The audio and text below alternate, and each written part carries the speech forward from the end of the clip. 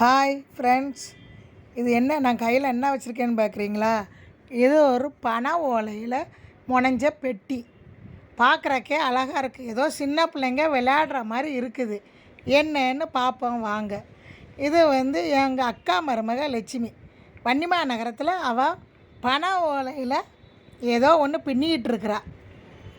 இது என்னென்னா சின்ன பிள்ளைங்க ஏதாவது கல் கில்லு போட்டு விளையாடுறதும் பண்ணுற மாதிரி இருக்குது. அப்புறம்தான் நான் போய் கேட்டேன். இது ஓலையை அவங்களே அறுத்து காய போட்டு இந்த மாதிரி பெட்டி முனைகிறாங்க. எதுக்குன்னா திருச்செந்தூரில் சில்லு கருப்பட்டின்னு சொல்லுவாங்க, நாங்கள் புட்டு கருப்பட்டின்னு சொல்லுவோம். அந்த பெட்டிக்குள்ளே கிடக்குது பார்த்திங்களா, இப்போ தான் கொஞ்சம் முனைஞ்சிக்கிட்டு இருக்கா. அதுக்குள்ளே போட்டு வியாபாரம் பண்ணுறதுக்காக தான் ஏதோ செஞ்சுக்கிட்டு இருக்கிறா. பாருங்கள் பெட்டி எப்படி இருக்குன்னு பாருங்கள்.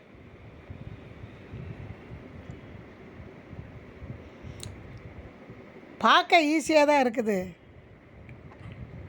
இது என்னன்னா கிராமத்தில் அந்த ரோட்டோரமாக பனை ஓலை இருக்கும். அதை அறுத்து அது கொஞ்சம் சின்ன ஓலை, அதை இளங்குருத்து ஓலையை அறுத்து அவங்க செமந்துட்டு வீட்டில் அதை காய போடுறாங்க. இதை இப்படியே வெயிலில் காய போட்டுட்டு அப்புறம் அதை சின்ன கத்தியை வச்சு சின்ன சின்னதாக இலக்கி அதை பனை ஓலையை பின்னுற மாதிரி அதை ரெடி பண்ணிக்கிறாங்க. இதை பாருங்கள், இந்த மாதிரி அதை ரெடி பண்ணி அதையும் காய வச்சு ரெடி பண்ணி வச்சுக்கிறாங்க.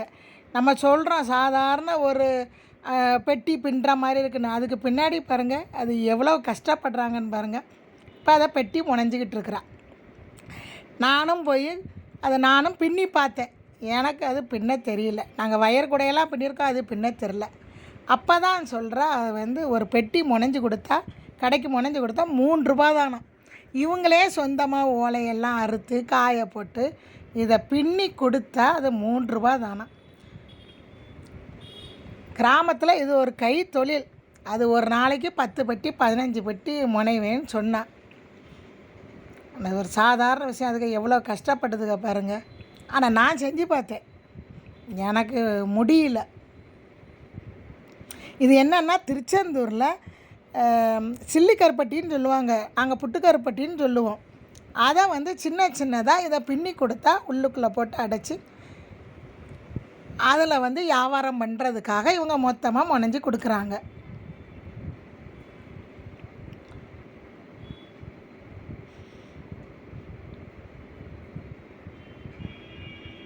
எல்லா வேலையும் முடிச்சுட்டு சும்மா இருக்கிற நேரம் பின்னுறான். இதை பாருங்கள், இவ்வளவும் வெட்டி முனைஞ்சி வச்சுருக்கிறா.